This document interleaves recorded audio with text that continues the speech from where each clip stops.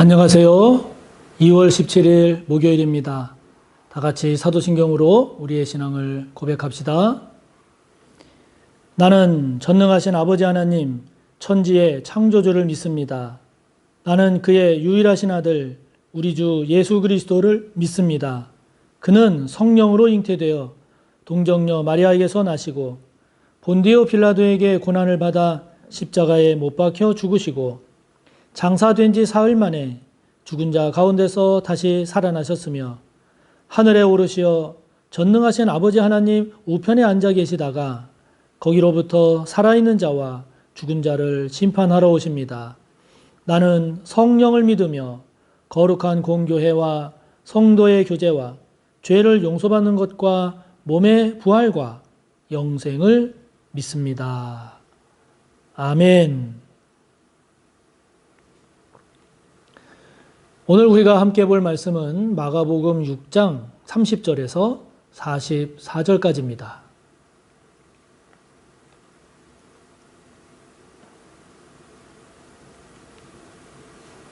마가복음 6장 30절에서 44절까지의 말씀 함께 봅니다.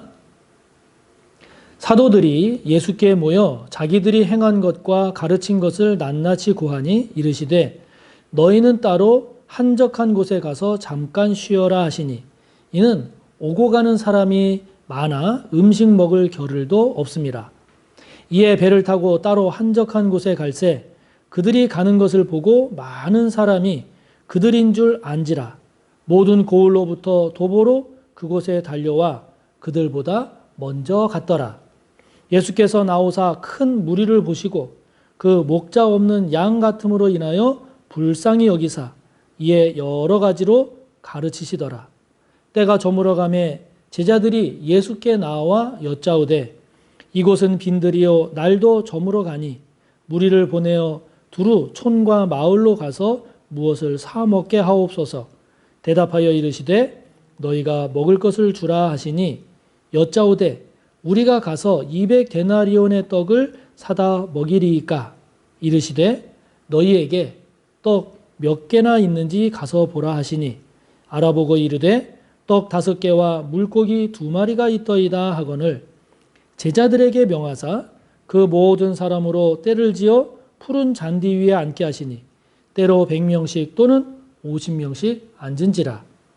예수께서 떡 5개와 물고기 2마리를 가지사 하늘을 우러러 축사하시고 떡을 떼어 제자들에게 주어 사람들에게 나누어 주게 하시고 또 물고기 2마리도 모든 사람에게 나누심에 다 배불리 먹고 남은 떡 조각과 물고기를 12바구니에 차게 거두었으며 떡을 먹은 남자는 5,000명이었더라. 아멘. 우리는 오늘 말씀 속에서 예수님의 새 모습을 우리가 보게 됩니다. 예수님께서 보여주시는 이 3가지 모습을 통해서 우리가 묵상하고 또 기도하고 또 생각을 해봤으면 좋겠는데요. 먼저 예수님께서 제자들에게 31절에 보면 너희는 따로 한적한 곳에 가서 잠깐 쉬어라 이렇게 말씀을 하십니다. 즉 제자들에게 쉼을 제공을 해 주시는 거죠. 왜 그렇게 하셨는고 하니 이어지는 말씀을 보면 오고 가는 사람이 많아서 음식 먹을 겨를도 없었기 때문입니다. 그러니까 예수님의 제자들이 예수님께서 파송을 해서 가서 막 전도도 하고 사역을 하고 돌아왔습니다. 돌아와서는 이제 막 자신들이 행한 것, 그 다음에 가르친 것 이런 것들을 막 서로 고합니다. 이것을 오늘날로 말하면 사역을 하고 그 다음에 사역을 위한 이제 평가회를 막 갖는 거죠. 그런데 사람들이 오고 가는 사람들이 많다 보니까 밥 먹을 겨를도 없이 이런 일들이 막 이루어지는 겁니다.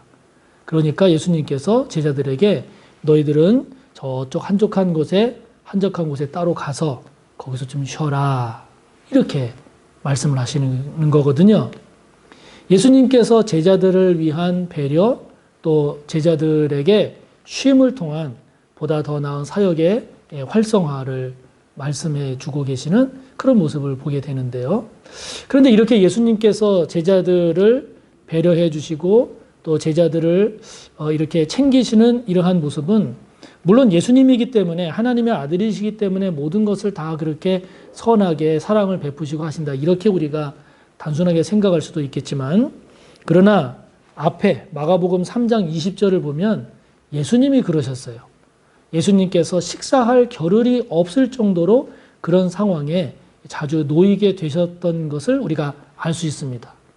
그러니까 그러한 것을 연결지어서 생각을 해보면 지금 예수님께서 제자들을 배려하시고 제자들을 이해하시고 제자들에게 쉬라고 이렇게 해 주신 것은 예수님께서 그런 제자들의 상황을 당신도 그 전에 겪어보셨기 때문에 그러한 상황을 충분히 공감하시는 겁니다. 그래서 이러한 예수님의 제자들 상황에 대한 깊은 공감이 제자들로 하여금 너희들 좀 가서 쉬어라. 이렇게 배려를 해주신 거죠. 그러니까 이런 예수님의 깊은 공감이 제자들에 대한 이해와 배려로 나타난 겁니다. 제가 요즘은 많이 없어졌는데 몇 년 전까지만 해도 제가 이 환절기가 되면 편도선을 심하게 앓았습니다. 편도선을 앓을 때는 굉장히 심하게 앓아서 뭐 열도 거의 뭐 38도, 39도, 막 40도 가까이 올라가기도 하고요. 너무 힘들었습니다. 또 제가 간혹 이렇게 허리를 삐끗해서 허리 통증을 이렇게 앓기도 하곤 했는데요.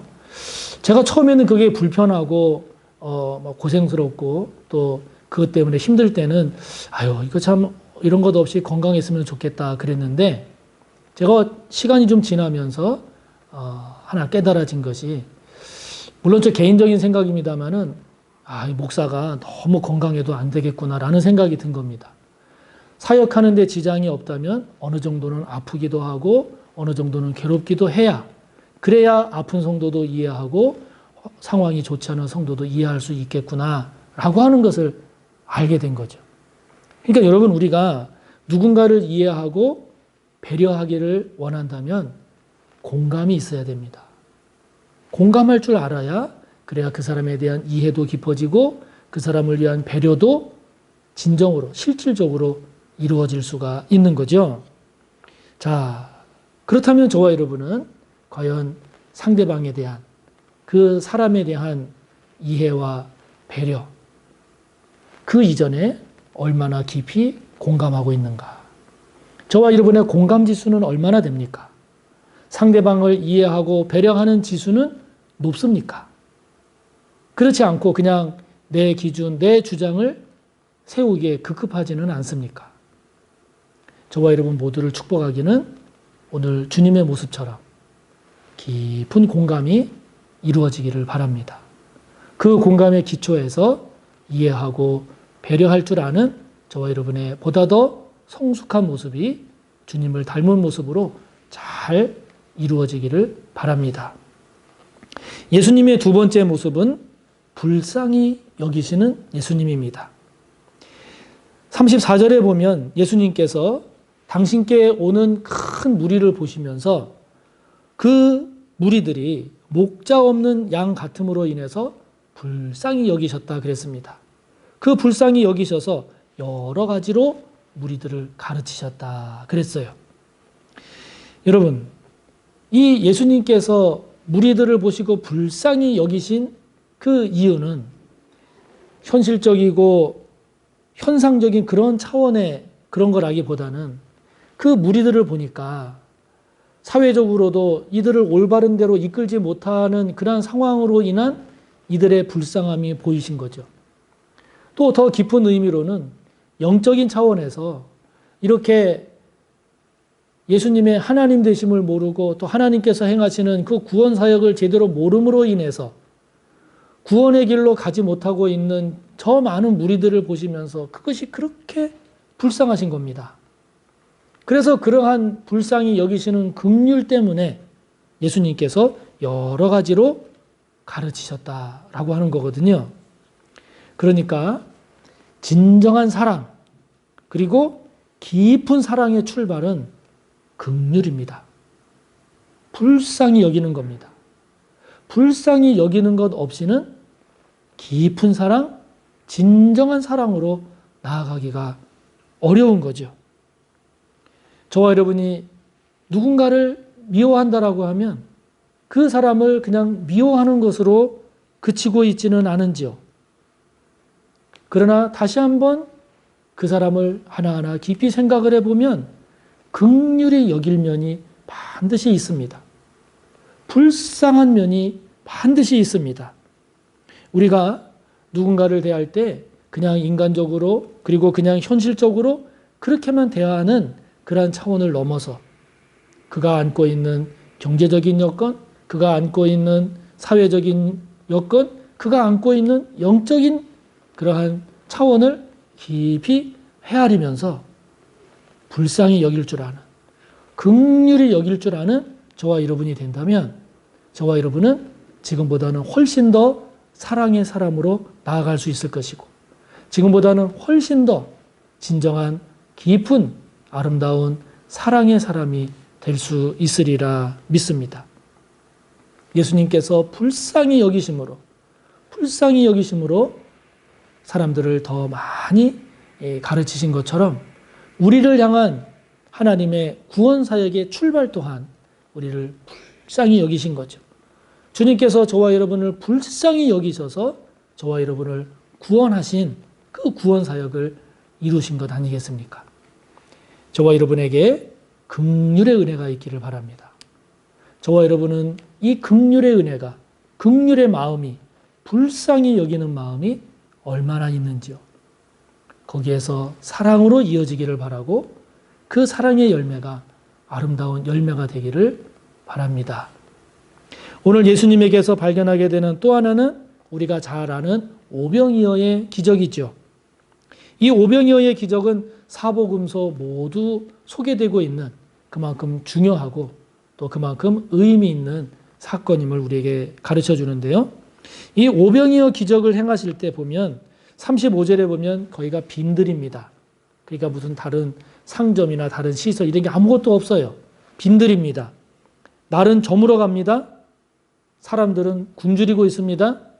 그리고 44절에 나오는 내용처럼 남자들만 5천 명입니다. 그러니 그 시각에 그런 환경에서 그렇게 배고픔에 있는 남자만 5천 명이 되는 그 많은 무리들의 이 문제를 해결한다라고 하는 것은 여러분 우리가 인간적으로 생각할 때 현실적으로 따질 때 불가능하죠. 불가능함을 우리에게 보여줍니다. 해결 불가능한 환경임을 우리에게 가르쳐 주죠. 그것을 해결하기 위해서 있는 것이라고는 고작 떡 5개, 물고기 2마리밖에 없습니다. 오병이어죠. 이거는 어린아이 하나가 한 끼 먹을 수 있는 분량, 또 그 정도밖에 되지 않는 그 정도 분량입니다. 그 얘기는 지금의 주어진 문제를 해결하기에는 너무나 보잘것없고 부족하고 미흡한 그런 것임을 우리에게 이야기하지요. 그런데 어떻습니까?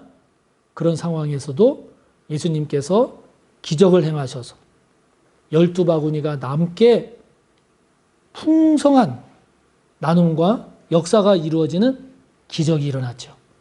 자, 여러분, 이 오병이어의 기적이 우리에게 던져주는 의미가 뭘까요? 이 오병이어의 기적은 단순히 예수님께서 권능이 많으시다, 능력이 많으시다, 이것만 말하는 게 아니라 그 보잘것없는 그것을 통해서도 예수님의 권능이 더해지고 예수님의 긍휼이 더해지고 예수님의 사랑이 더해지고 예수님의 말씀이 더해지고 예수님의 기도가 더해지고 예수님의 믿음이 더해지고 예수님의 사랑과 섬김이 더해진 결과물입니다. 그러니까 예수님 안에는 단순히 어떤 문제만 해결하는 기적의 권능만이 있는 게 아니라 사랑도 풍성하십니다. 긍휼도 풍성하십니다. 나눔도 풍성하십니다. 섬김도 풍성하십니다. 믿음도 풍성하십니다. 기도도 풍성하십니다. 그렇기 때문에 예수님 안에는 작은 것이라 할지라도 놀라운 기적의 역사를 이루어내는 가능성이 있는 겁니다. 희망이 있는 겁니다. 우리가 예수님과 동행해야 하는 이유가 여기에 있습니다. 단순히 기적만 행하시는 그러한 능력자가 아니라 사랑이 많으시고 긍휼이 많으시고 기도가 넘치시고 믿음이 있으시고 믿음이 넘치고 섬김이 넘치는 그러한 결과가 오병이어의 기적을 낳은 거죠. 저와 여러분, 지금의 상황 현실만 보고 안 된다, 못한다, 할 수 없다 하지는 않는지요. 저와 여러분이 가지고 있는 것이 작고 미흡하고 보잘것없어서 낙심하고 포기하고 있지는 않은지요.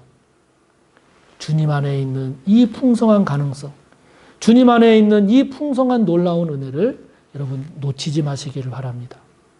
그 주님께 뿌리를 깊이 내리고 그 주님께 뿌리를 깊이 내려서 주님과 동행하는 가운데 이 아름다운 역사의 주인공이 되는 저와 여러분이 되시기를 바라고, 이것이 주님과의 관계뿐만이 아니라 우리가 사람들과의 관계에서도 이렇게 사랑이 넘치고 믿음이 넘치고 기도가 넘치고 섬김이 넘치고 긍휼이 넘치면 우리 가운데도 이런 오병이어의 기적이 일어날 줄 믿습니다. 하늘에 계신 우리 아버지, 아버지의 이름을 거룩하게 하시며 아버지의 나라가 오게 하시며 아버지의 뜻이 하늘에서와 같이 땅에서도 이루어지게 하소서. 오늘 우리에게 일용할 양식을 주시고 우리가 우리에게 잘못한 사람을 용서하여 준 것 같이 우리 죄를 용서하여 주시고 우리를 시험에 빠지지 않게 하시고 악에서 구하소서. 나라와 권능과 영광이 영원히 아버지의 것입니다.